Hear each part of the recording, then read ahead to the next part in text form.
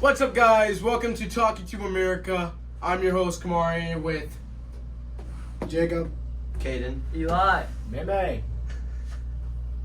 Today we are going to be talking about the what? Today we are going to be talking about the Revolutionary War. Eli, why don't you start us off with the causes for the war? there were several events leading up to the American Revolutionary War that shaped the combination of political, economics, and social factors that fueled the conflict against British rule. The combination of policies, colonial resistance, and a growing sense of American identity ultimately led to a revolutionary movement aimed at independence for America. So what were the three main events that caused the war? I'd say the three biggest events were the Stamp Act of 1765, the Boston Tea Party in 1773, and the Intolerable Acts in 1774. Wait, so summarize it just real quick. The Stamp Act was the first direct taxes imposed on the colonies, and requiring them to pay tax on every piece of printed paper. This caused outrage and led to organized protest and called the Sons of Liberty, and the principle of no taxation without representation. That's when that was created. Boston Tea Party in 1773 was a response to the Tea Act, which granted the British East India Company a monopoly on tea sales. Colonists in Boston protested by dumping an entire shipment of tea into the harbor, and this act of defiance was a pivotal moment that had the colonial resistance and prompted Britain to impose the Intolerable Acts, which is the next thing, also known as the... I can't say that. These punitive measures were enacted by Britain in response to the Boston Tea Party. They included closing Boston Harbor and revoking Massachusetts' charter. These acts unified the colonies in opposition to British rule and led to the convening of the First Continental Congress, further escalating the tensions between them and Great Britain. So those were some of the big causes of the Revolutionary War. Yeah. Now that we've talked about the causes of the war, we're going to have Kamari talk about how the soldiers kept their morale up during the war once it had started. Alright, so throughout the Revolutionary War, the colonists did multiple things to keep their morale high. Leadership from figures like George Washington and Thomas Paine, which the colonists looked up to, provided much needed motivation. Celebrating events like small victories or the signing of the Declaration of Independence helped to bring together and unify people. Communities also came together holding fundraising events and military parades that showed that there is no going back and moving forward that they are in this together. Propaganda was also another thing that helped with morale, with pamphlets and newspapers spreading revolutionary ideas and going against British ideals, solidifying their will to fight. Trust was strong as well, especially among soldiers and civilians who formed close bonds through shared hard times. Some also used religious faith, believing they had God's support in their quest for freedom. Finally, cultural expressions like music, poetry, and other forms of art inspired from the colonists and unified them around their ideals. Together, these methods kind of helped them sustain a resilient spirit among the colonists as they faced the challenges of war. So, Jacob, what were the turning points for the Revolutionary War? The turning point of the Revolutionary War was the Battle of Saratoga that was held in New York on September 19th and it stretched to October 7th, 1777. The commander that led them was Harutu Gaines, and he was the commander of the Northern Department of the Continental Army, and he led 15,000 forces in the battle compared to British's 6,000 led by John Burgoyne.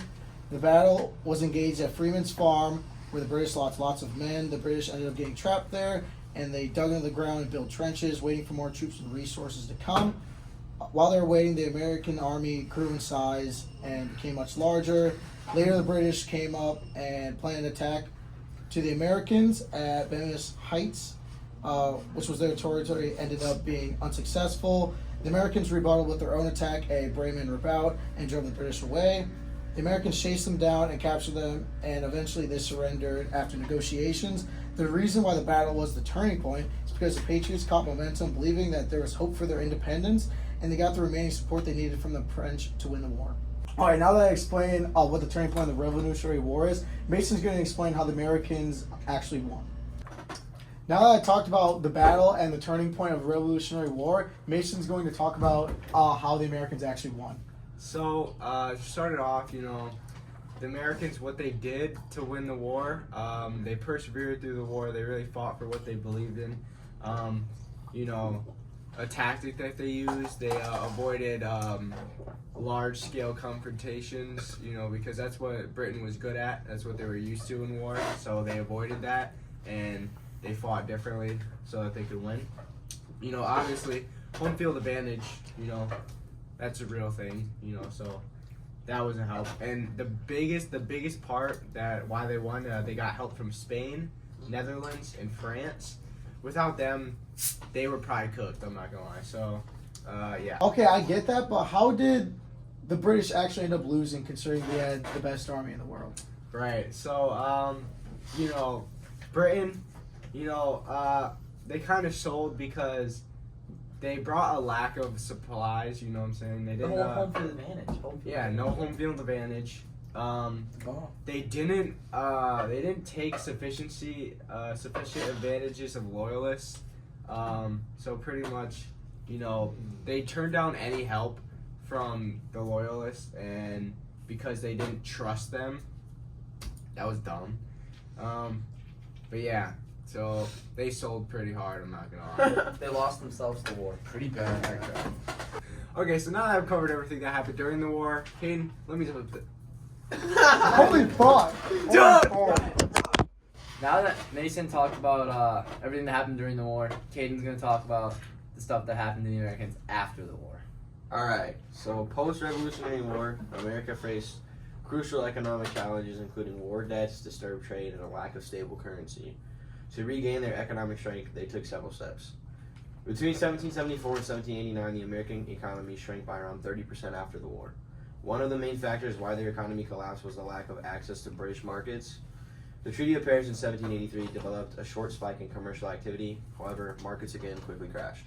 Okay, and what was the colonists' main way of recovering after the war? One of the main ways they recovered from the economic collapse was Articles of the Confederation, and further in time the Constitution, which worked to repay war debts. Alexander Hamilton was said to play a pivotal role in creating the plan for repayment. So, what were some of the countries America traded with after the war?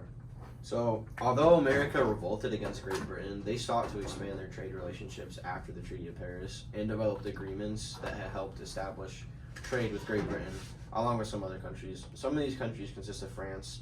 Being one of their main war allies, France remained an important trading partner. Another country was the Caribbean, which they traded rum and sugar with. After the war, these developing trade relationships helped America recover from their economic collapse. How did the colonists reorganize their society after the Revolutionary War? So, a way America tried to recover their society was forming the Articles of Confederation. However, this ended up not being a good fit for the U.S. for many reasons, including the fact that it created a weak central government with restricted powers. Not to mention their absence of the executive branch. With no one to enforce laws, it was inevitable that it would fail. That's why the U.S. created the Constitution in 1787, which gave the country the layout for a stronger central government, replacing the weaker Articles of Confederation.